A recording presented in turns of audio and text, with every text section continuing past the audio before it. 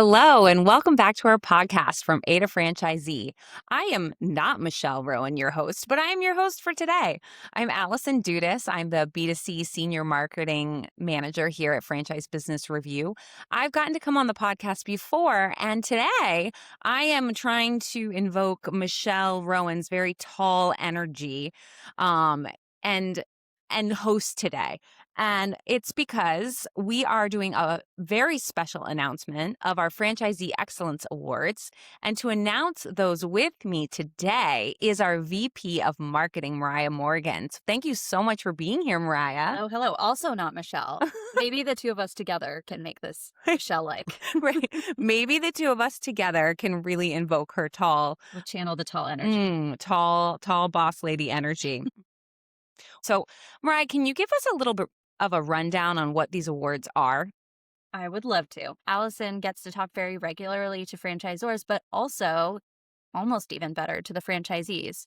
On a regular basis, we hear from franchisees about how happy they are with their franchisor, what their experience has been like. And while we love talking to the franchisors, really, this is all about the franchisee and making sure that they're stepping into a life that is incredibly happy and hopefully abundant. So we took that mindset and we said, how do we highlight these franchisees better and take a look at the lives that they're living so that others can take this information and make good decisions? So that's how the Franchisee Excellence Awards were born. But we wanted to make sure that, as with all things FBR, this is rooted in a little more data and it's not so subjective. So we came up with a criteria that we felt was pretty rigorous. There's a vetting process for all of the franchisees who were submitted by their franchisor for the Franchisee Excellence Awards. Right. So we received like well over 100, something like 120 something nominees for franchisees who were deemed to be excellent by their franchisor, so by the center office, the corporate office. And from those over 120 nominations, we pulled out 50 winners of the Franchisee Excellence Awards. So Standouts. yeah, standouts. Mhm. Just people who really, really stood out for what they were bringing into their franchise. And we have some pretty specific criteria for what we were looking at. Yes. So we broke it down into 4 categories. We've got business performance, because obviously you can't you can't get an award for excellence if you're not operating your business efficiently and hopefully profitably. We've got leadership and team development, because we feel like that's just an important part of owning a business. Community engagement, because even though these are franchisees and there is a corporate office, they are still part of a community wherever they are. And then their personal stories. So many of these franchisees have a background in one thing and they jump to this new career and have made something great out of it. Some of them have some really touching stories, and we didn't want to overlook the fact that these are human beings and their stories really matter to this. Yeah, I love that. And I think for those of you listening, because the people who are listening to this, you're entrepreneurs or you're people thinking about investing a franchise, or maybe you're in a job that you don't love and you're thinking about a change. And I think if you're thinking about buying a franchise, don't just ask, is this a good brand? And we talk about that all the time. You should definitely ask, is this a good brand? Should. But you should also ask, what do the best franchisees actually do? Right? Like, what's the roadmap to success here? And that's, I think, why it's so critical to look at these standout franchisees, these excellent franchisees. All right. So we are going to highlight in particular 13 top franchisees. Now, these are really the best of the best, and they were willing to tell us a little bit more about them and about their journey to franchising, about their journey to excellence in franchising. And just to note that these 13 franchisees that we're going to talk about are all across all industries. So we have a couple franchisees in business services and staffing. We have some in the travel industry. We have some in senior care. We have some in education, enrichment, property management, realty, home services, pest control, retail. You name it. You name it. So yeah, so franchising is obviously not just food and beverage, right? It's not just McDonald's. It's so many different things. And to be frank, like, you can make, if your hope is to make money, you can make so much money in industries that are not food. Food's a great industry to go into, and a lot of people do very well. But I mean, pest control, you might not be thinking about that, but you should. So they are not the same industry. They're not the same market. And certainly these franchisees do not have the same background, but they do share some patterns. So we can talk about that. So one of the common themes that we see, especially in these 13 franchisees, but really all across these 50 winners, is that they treat their franchise like a business, not just a job. So many came from corporate backgrounds. Some come from completely different industries than the one that they're working in now with their franchise. But they also did things like hire sooner than you would expect. So they hired people, and I know for a number of them, they credit their success with finding the right employees so that they could scale. And then they track their KPIs, so they track their goals. They made goals for themselves, whether that was I'm thinking of like Mathnasium franchisee or Huntington Learning Center franchisee, like that recurring revenue, that membership system that you set up. So they tracked that. How many members do I need to break even? How many members do I need to pay my rent for my space?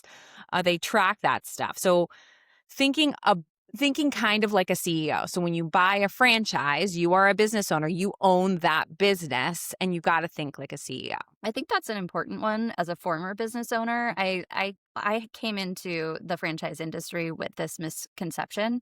I just assumed that if you buy a franchise, you're sort of like putting the onus of business ownership elsewhere, but actually you're still the owner of that business. It's important for you to keep an eye on those objectives, monitor your own analytics for business ownership. Personally, I think that's pretty attractive. Right, right. I think that's a great point. Okay, so pattern two, and this is, do you like my paper for those of you watching? Maybe I'll do a little ASMR, like at the microphone of the paper flipping, bringing it to analog here with the paper printout. So pattern number two, this is, I think, the most important thing when you talk about franchising. A successful franchisee follows the system, even when it was hard. So they do the onboarding, they do the marketing protocols, they do the all the things the franchisor says them. Yeah, all the things the franchisor says they should do, they do. So I know that we did this episode with Paul Pickett from Wild Birds about like what makes a good franchisee. This was like months ago.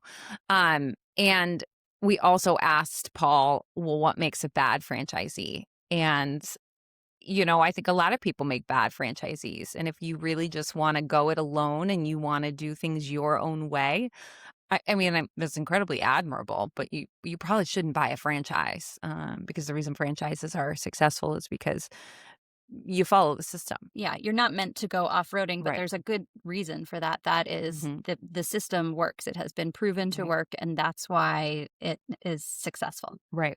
Right. And it is sort of interesting too, because while there's like this strong system, there is freedom in it. I mean, I think about I'm here with my paper again. I think about Robert Ott, who is one of our franchisee excellent award winners with JPAR Real Estate. He talks about the great onboarding that JPAR provided him, but then he also really loves the freedom that he has. So he does business as Raintown Realty in Washington. And so there's like that push and pull, right? Like you have the structure, but then you also get some freedom. I think that that's really true with cruise planners. We have a winner of the Franchisee Excellence Awards from Cruise Planners. Her name is Gianna Burrell, and she credits just like the freedom that Cruise Planners offers her with her success, but it's also all done through their system. So they have this like really amazing platform called CP Max that everybody books through, and so it's like kind of funnels into this strong structure. Love Cruise Planners. Yeah. We joke at the office that if Allison were ever to leave us, it's because she's starting her own Cruise Planners. Wait, who doesn't want to travel? Right? Well, I'm just obsessed. I'm just obsessed with traveling. Another interesting thing. So we have a quad of franchisees that won the Franchisee Excellence Award. This is uncharted territory. I know. I don't think this has ever happened. No, a quad. I know, a quad. So it's like a whole family that owns a Fast Signs franchise. So it's Gabby and her husband Bob, and then their daughter Caitlin and her husband Aaron. So they all own this Fast Signs franchise together, but they started because they owned a Fullerton Photographics. So they owned like a photo Oh, printing place. And then several years ago, they decided to co-brand with Fast Signs. So they still kind of offer both things with Fast Signs, which honestly I didn't even know that you could do. I did not either. So it's like these funny examples. We just spent like 5 minutes talking about how important it was to follow the system and made it sound really rigid. But then I just thought of 3 examples right away from these winners who follow the system and work in the system, but then they have like this deviation and this freedom within it. So But very cool. The family that fast signs together I stays together. love that. That's what my children would call mom jokes. I love that. I love that. I love that. Okay. So another pattern. So the pattern is following. Pattern 1 was like they behave like a CEO. Pattern 2 is they followed the system. Pattern 3, they built strong teams early. And I think that right now in our economy in the United States, hiring across the board is kind of the number one challenge that we hear from franchisees. And that's across all industries. 100%. Yeah, all industries is hiring right now is really hard. Talking to these franchisees and hearing more about their stories. One, they're incredible leaders. So you talked to Mariah about leadership as being one of the criteria that we looked at, and that's critical here in hiring the right people. And I've talked to a couple franchisees about like, well, what do you look for? And I'm thinking about Alice Garcia, and I'm also thinking about Parag and Kunal from the learning experience, and Alice Garcia is from real property management. And they both of those sets of winners talk about how important their teams are. And then, of course, how they really lead. My hair is being crazy. How they really lead their teams. Uh, and also think about how, with our pattern number 1, like behave like a CEO, you also want to hire people who feel already upon hiring that they have an ownership stake in the business, just behave that way, right? That they have skin in the game. And I think being a really good leader, you make your employees feel that way. Agree. And I think one of the things that I think anybody who works in any and corporate environment or otherwise knows the feeling of having somebody who is not culturally a fit for your organization. And that's one of the things we also took into consideration was hiring culture first, which I think just across the board, no matter what you work in is important, but especially if you are the leader of a franchise. Agreed. So it might seem really risky that some of these franchisees, maybe even before they broke even, began to hire people. But I think when you think about franchising and what makes a franchise successful, it's scaling. And a lot of these winners actually are multi-unit owners. What's a And multi-unit owner? oh, well, I'm so glad. I'm so glad you asked, Mariah. So most of the time, typically when you invest in a franchise, you are just investing in either one territory or one location. And depending on the brand, they talk about territories. So like one of our winners, and this is a mother-daughter team, Jerry and Sarah from Oh Dear. They are a pest control, mosquito control company that uses like organic, clean ingredients. So very cool. But a company like that, you're going to buy a territory. So you're going to buy like a few zip codes because you probably aren't going to have a retail space. You're probably going to be based out of, at least not to start, you're not going to have a space. You're going to be based out of your trucks. And so it wouldn't make sense for you to buy like a specific location. You're going to buy an area. And then some of these brands, you're going to buy an actual location, like a Mathnasium or Or Riolanas. fast signs. Yeah. Like that. You need a physical. Yeah, you need a physical location. So most of the time when you invest in a franchise, you are just buying one of those. That's what's most typical. And then a lot of franchisees, and the franchisees that are the most successful financially, to be frank, are the ones that scale up and they own more than one. Huntington Learning Center franchisee, like our winner Tom Murphy, owns multiple locations. And obviously, in order to scale up, in order to purchase a second location or a second territory, you're going to have to hire. So it's back to that previous point. You're going to have to hire somebody to direct your first location before you go out and you start the other one. That's what a multi-unit, that was a really long answer. That's what a multi-unit owner is. A unit is either a territory or like a physical location. It might have been a long answer, but I think it's an important one to Mhm. go through because A, a lot of people don't know what that means, and B, there's a lot to it. Yes, and certainly it's good to know. Now, some franchise brands right off the bat are going to try to sell you more than one or lock you in to opening more territories right away, or having like even a schedule of like, you're going to invest in this territory now, but then it's like part of your contract to have to open more and more. I know Michelle said this, and Michelle, in my opinion, knows everything. Knows all. And it's that tall energy. And she would caution people against that. And after talking with more and more people, I would too. I mean, I think you start with one and then you see how that goes. And then once you scale, once you figure out how to do the system, then you expand. Get in your groove. Get in your groove, because otherwise I think the risk is just you're spreading yourself so thin. You're potentially in so much debt because of the funding choices that you've made. And I don't know. I mean, life is too short to be that stressed out. So just start with one. And most of the franchisees that I've talked to, and at this point I've talked to so many, they start with one, and maybe some of them don't even think that they're going to expand into multi-unit ownership. But then once they're like, man, I'm like nailing this first location, then they grow from there. Okay, so build strong teams early. And then I love this one. So community involvement, pattern number 4, community involvement as a growth strategy. Mariah, I'm going to let you take this one because I feel like being the VP of marketing, you know a little bit about the importance of community involvement as it relates to a successful franchise. Yeah, I mean, I spoke to this a little earlier, but I think it's easy to think, well, a franchise is a chain, so you don't really need to pay attention to community involvement. I 100% disagree. I think it's incredibly important that you almost work harder to prove to your community that you are a part of it, that you support them, and that you are a brand that is well loved and a part of the fabric of the community of the place in which you are located. Um, I think often, and this might be a silly example, but you're a parent too. I think about the logos you see on the back of a Little League jersey, and a lot of those are the logos of businesses that are small businesses that are locally owned. You might know the owners and be very familiar with them, and so they might feel extra special to you. I think it's important to remind people, if you're a franchisee, that you also are a business owner in the community, Right. and just as much a part of that as a mom and pop. You are a mom and pop Yeah. too, in many ways.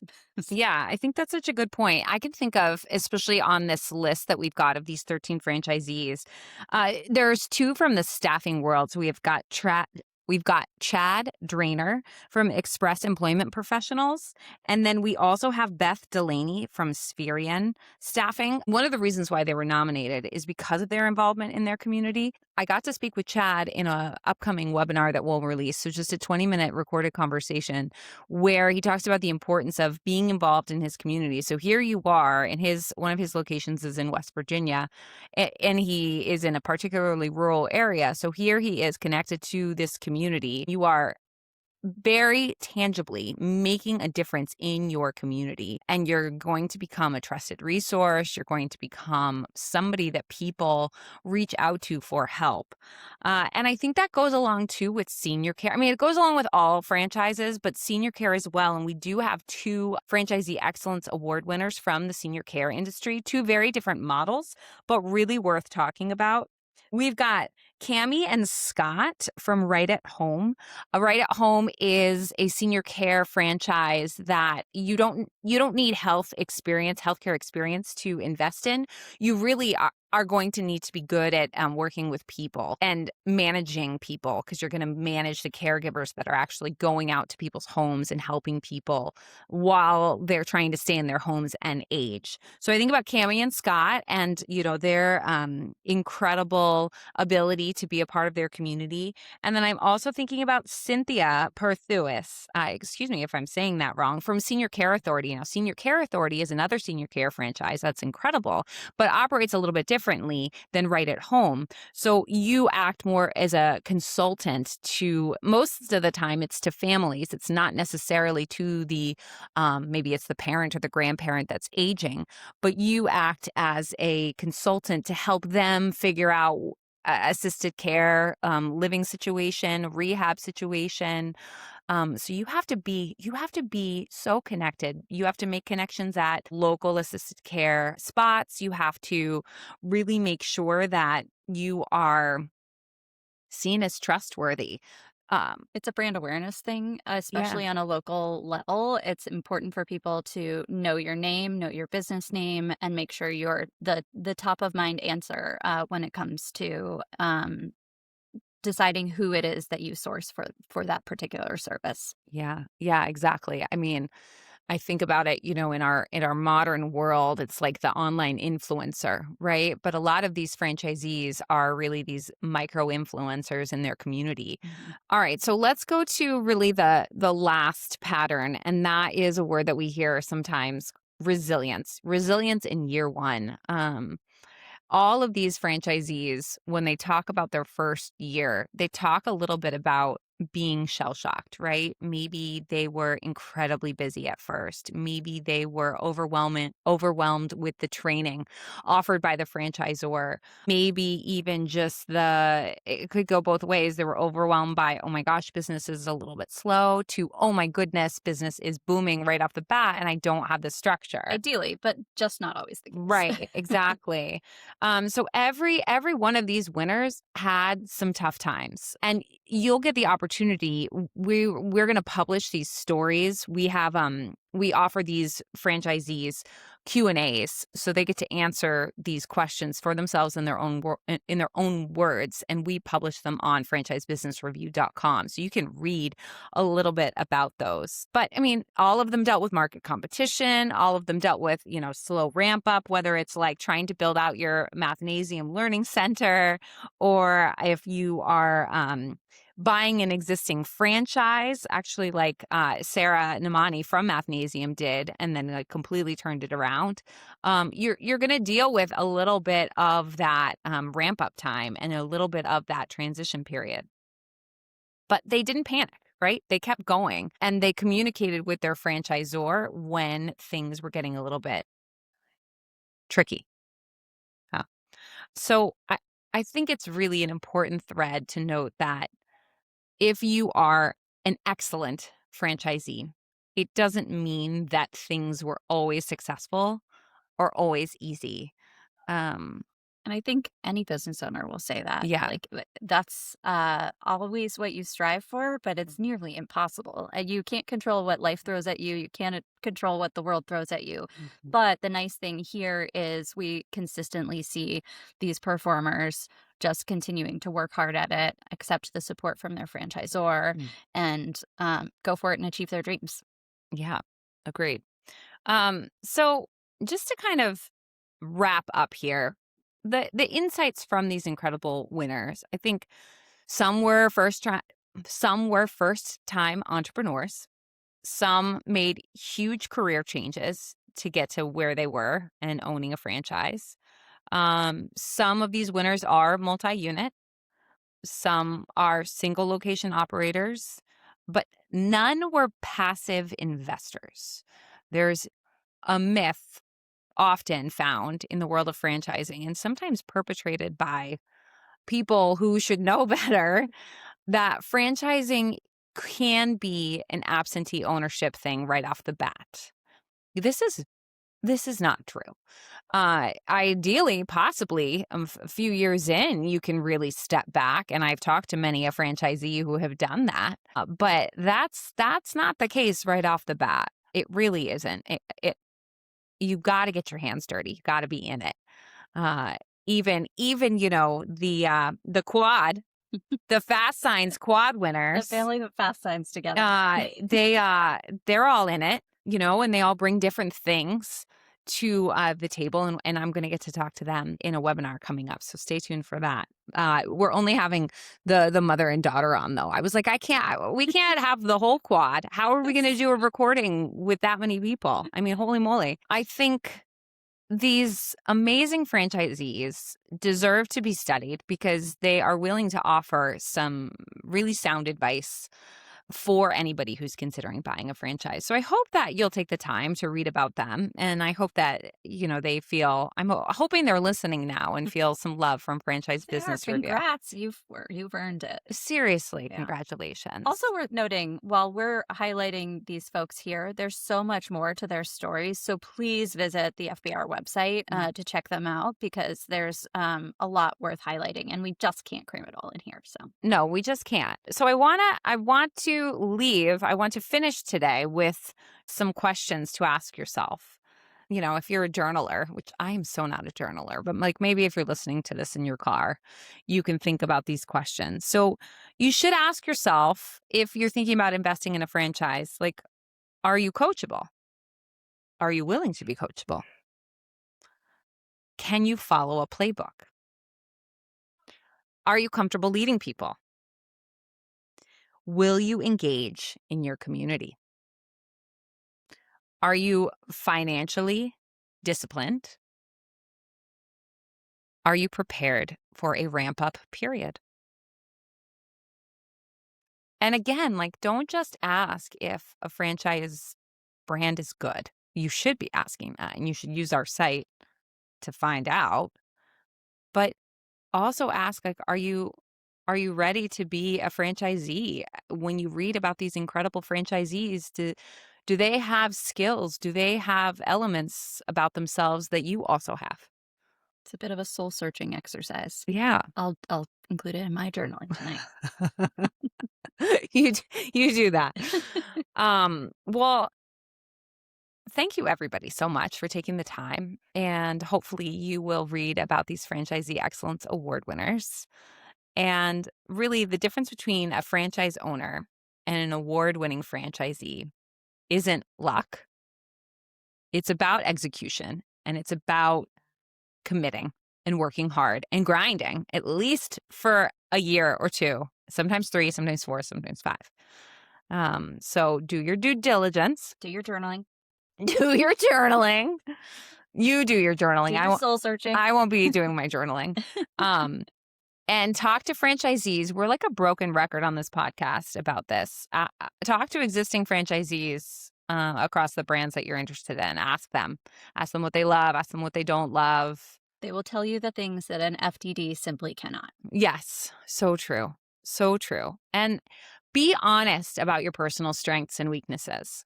That's okay. There are definitely some franchise brands out there that might fit your needs. They might offer a ton of marketing support if you just suck at marketing, or which we don't. No, obviously we're excellent at marketing. Being in the marketing department of Franchise Business Review. No big deal. I know. But we wish you good luck. It's an exciting time to invest in a franchise. There are some really amazing options out there for you. You can look at our top 200 lists for 2026, and you can check out some of them. And many of them publish their reports on our website. And those reports will give you actual insight from actual franchisees of that brand. Which we cannot preach enough the importance of downloading those reports. I think it's easy to think I just want to see the dollar signs. Right. But download the reports, people, because there's so much good information in there. And that's really from the mouths of the franchisees. Yes. Yes. Mariah, thanks so much. This was fun. I love seeing you on a screen. I love seeing you in person. It's fabulous. All right. Well, thank you so much for tuning in.